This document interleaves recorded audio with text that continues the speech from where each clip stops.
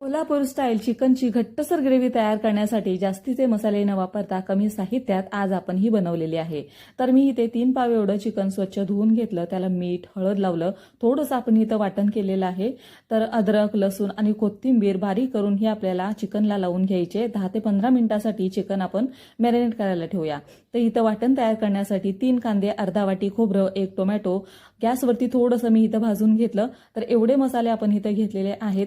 व्यवस्थित मिक्सरमधून छान असं बारीक करून घ्यायचं, म्हणजे ग्रेव्ही आहे ना ती चांगली मिळून येते। तर एका कढईमध्ये तेल टाकलेलं आहे 2 चमचा।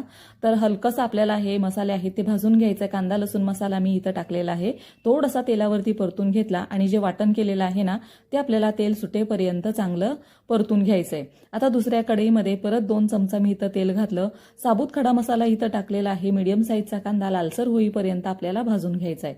मॅरिनेट करण्यासाठी ठेवलेलं चिकन घालून 2 ते 3 मिनिटं चांगलं हे मोठ्या आचेवरती आपल्याला परतून घ्यायचंय, म्हणजे चिकन मधला कच्चेपणा निघून जातो आणि चिकन खाताना त्याचा वास येत नाही।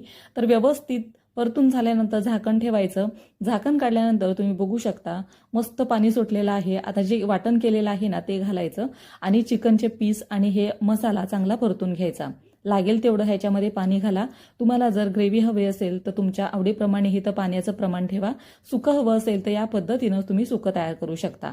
तर छान अशी ग्रेव्ही तयार होते। जास्तीचे मसाले आपण इथं टाकलेले नाहीत तरी सुद्धा ही ग्रेव्ही आहे ना ती चवीला छान लागते। उकळी आल्यानंतर थोडीशी कोथिंबीर वरून टाका आणि जेव्हा गॅस बंद कराल ना त्यावेळेला ह्याला रंग आणि छान असा कट येतो। तर ह्या पद्धतीनं एकदा ही ग्रेव्ही नक्की करून पहा।